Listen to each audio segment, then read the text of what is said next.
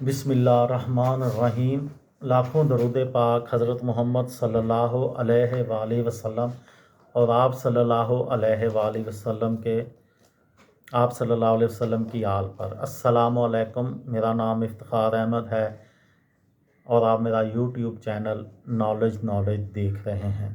روس کے متعلق میں نے ایک سیریز شروع کی ہے جس کی پچھلی 2 ویڈیو میں نے روس کی تاریخ بتائی ہے، اور آج میں آپ کو بتاؤں گا کہ روس کا نام کیسے پڑا، روس کے نام کے بارے میں۔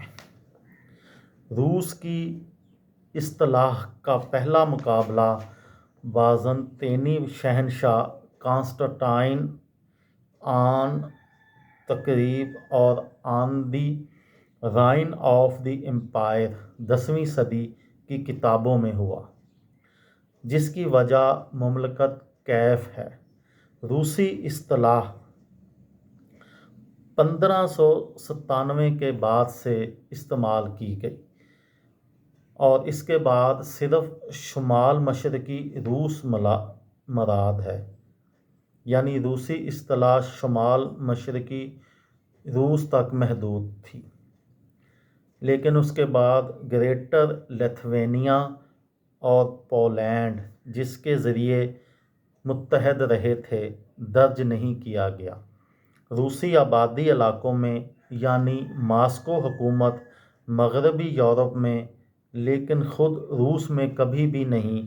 16ویں اور 17ویں صدی کی ماسکو ریاست کو ماسکو کہا جاتا تھا۔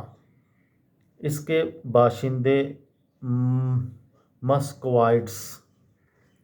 روس کے نام کی سرکاری حیثیت پیٹر دی گریٹ نے دی تھی، جس نے 1721 میں ملک کی اصلاح کی اور اسے ایک سلطنت کا نام دیا۔ 1 ستمبر 1917 میں روس کو جمہوریہ قرار دے دیا گیا، حالانکہ 3 مارچ 1917 تک یہ فروری انقلاب کا نتیجہ تھا۔ 10 جنوری 1918 سے اس ملک کا نام روسی سوویت فیڈرل سوشلسٹ ریپبلک رکھ دیا گیا، اور اسی نام سے یہ سوویت یونین میں داخل ہوا۔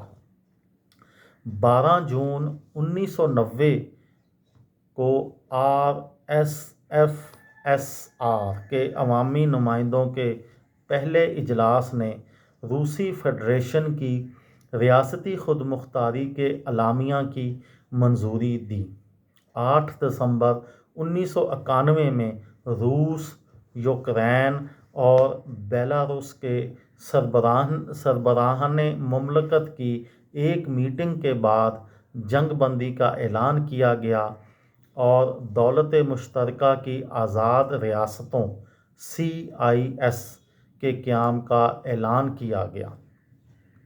پہلے ہی اس کے بعد 25 دسمبر 1991 کو RSFSR کا نام تبدیل کر کے روسی فیڈریشن کر دیا گیا۔ روسی آئین کے مطابق روس اور روسی فیڈریشن کے نام کے ملک کے سرکاری نام ہیں۔ روسی آئین کے مطابق روس اور روسی فیڈریشن کے نام ملک کے سرکاری نام ہیں۔ یہ تھی میری آج کی ویڈیو۔ کسی دوست کو، کسی بھائی کو، کسی بہن کو فائدہ ہو تو مجھے دعاؤں میں یاد رکھیے گا۔